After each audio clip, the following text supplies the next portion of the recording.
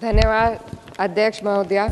आज हमारे राष्ट्रगीत के 150 वर्ष पूरे होने पर हो रही महत्वपूर्ण चर्चा में गर्व के साथ एक भारतीय होने के नाते मैं अपने विचार रखना चाहती हूँ। सदन में इतिहास को तोड़ मरोड़ कर पेश करके फिर से मुस्लिम तुष्टीकरण के नाम पर भारतीय मुसलमानों को कटघरे में खड़े करने की कोशिश की जा रही है। लेकिन मैं सदन में बताना चाहूँगी कि हम भारतीय मुसलमान जिन्ना के आह्वान को ठुकराकर अपने इस प्यारे वतन की मिट्टी के साथ मजबूती से जुड़े रहे। हमने महात्मा गांधी, बाबा साहब डॉक्टर भीमराव अंबेडकर, रविंद्रनाथ टैगोर जी, सुभाष चंद्र बोस जी, मौलाना अबुल कलाम आज़ाद, अशफाक उल्लाह खां साहब के विचारों को अपनाया। हम भारतीय मुसलमान इंडियंस बाय चॉइस हैं, बाय चांस नहीं। वंदे मातरम के किन छंदों को राष्ट्रगीत के तौर पर अपनाया जाए, यह फैसला सर रविंद्रनाथ टैगोर और सुभाष चंद्र बोस जी जैसे नेताओं के परामर्श के बाद हुआ। क्या अब हम उन महान नायकों की समझ पर प्रश्न चिन्ह उठाएंगे? उन्हें देश को बांटने वाला और तुष्टीकरण करने वाला कहने का पाप करेंगे?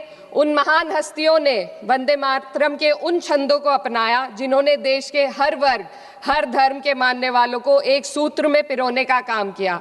और मैं एक घटना आप लोगों के सामने रखना चाहती हूँ। वर्ष 1998 में उत्तर प्रदेश सरकार के मंत्री रविंदर शुक्ला जी ने स्कूलों में राष्ट्रगीत को गाना अनिवार्य कर दिया था। लेकिन तब के तत्कालीन प्रधानमंत्री अटल बिहारी वाजपेयी जी ने, जो उस समय लखनऊ के दौरे पर थे, उत्तर प्रदेश सरकार के इस फैसले पर नाराजगी जताई और यूपी सरकार ने राष्ट्रगीत को अनिवार्य करने वाले मंत्री को बर्खास्त कर दिया था। अब मैं सत्ता पक्ष से सवाल करना चाहूंगी।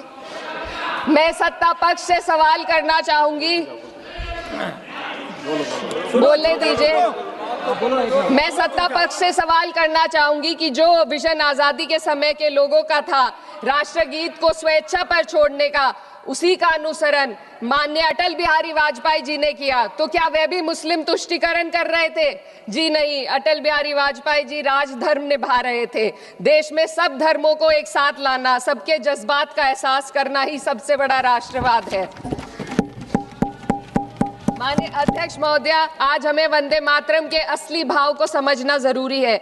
यह गीत तो देश के जल, जंगल, जमीन, हरियाली और निर्मल हवा की वंदना को समर्पित है। यह भारत की जन जन की मंगल कामना करता है कि भारत का हर नागरिक स्वस्थ रहे, सुरक्षित रहे और सम्मान के साथ जी सके। सुजलाम सुफलाम का अर्थ है, सुनिए, ऐसा देश जहां स्वच्छ और पर्याप्त जल हो, जहां नदियां जिंदा हो, बहती हो, जीवन देती हो। अध्यक्ष महोदय, लेकिन अब जरा यमुना का हाल देखिए। दिल्ली प्रदूषण नियंत्रण समिति की 2025 की रिपोर्ट बताती है कि यमुना के कई हिस्सों में बीओडी स्तर 127 mg पर लीटर है तक पहुंच चुका है, जबकि किसी जीवित नदी के लिए ये 3 mg पर लीटर से कम होना चाहिए। ये सिर्फ नदी का संकट नहीं है, ये किसान का संकट है। नमामि गंगे के नाम पर हजारों करोड़ रुपए खर्च हो गए, लेकिन सच्चाई ये है कि आज भी गंगा और यमुना के किनारे किसान मजबूरी में उसी जहरीली पानी से खेती कर रहा है। वही जहर अनाज में उतरता है और वही जहर किसान की जिंदगी को धीरे धीरे खत्म कर देता है। अध्यक्ष महोदय, जब पानी जहर हो जाएगा तो सुजलाम कैसे होगा? जब किसान बर्बाद होगा तो सुफलाम कैसे होगा? मलयज शीतलम, मलय का अर्थ है मलय पर्वत से बहने वाली ठंडी, सुगंधित, चंदन जैसी हवा जो जीवन देती है, बीमारी नहीं। आज मैं इस सदन से पूछना चाहती हूँ, क्या आज के भारत की हवा मलयज शीतलम है? नहीं अध्यक्ष जी, बस संसद से बाहर कदम रखिए, एक गहरी सांस लीजिए। ये चंदन की महक नहीं, ये जहर है जो आपके हमारे फेफड़ों में उतर रहा है। दुनिया के 20 सबसे प्रदूषित शहरों में से 13 भारत में है। दिल्ली की हवा में सांस लेना मानो रोज 20 सिगरेट पीने जैसा हो। भारत हर साल सर्दियों में जहरीली हवा के प्रकोप में घिर जाता है। AQI गंभीर स्तर पर आ जाता है। ठंडी हवा का सपना अब गैस चेंबर की हकीकत बन चुका है।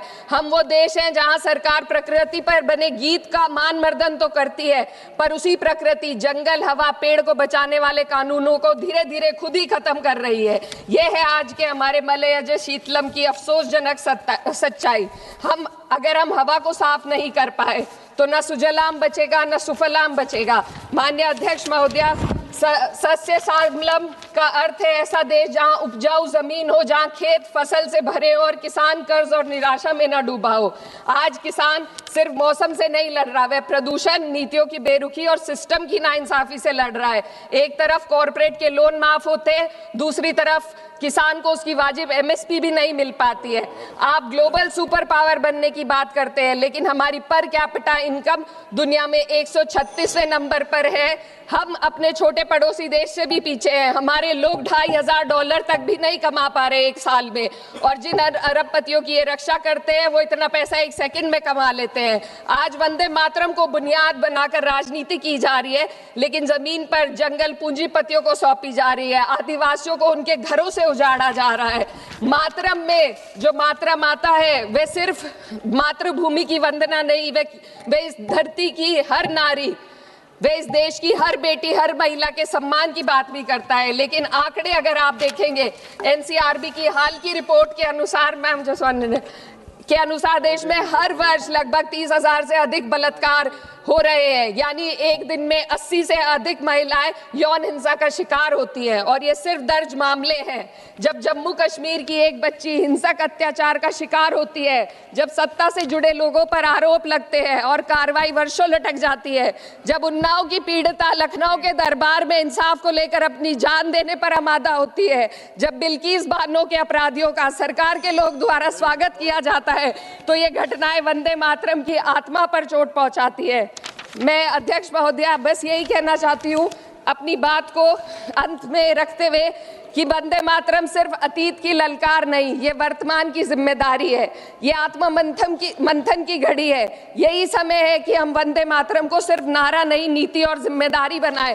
और अपने जज्बात को मैं आलमा इकबाल साहब के तराना हिंद के साथ इस सदन में रखना चाहती हूँ कि सारे जहां से अच्छा हिंदुस्तान हमारा, हम बुलबुले हैं इसके, ये गुलसिता हमारा, मजहब नहीं सिखाता आपस में बैर रखना, हिंदी है हम, वतन है हिंदुस्तान हमारा।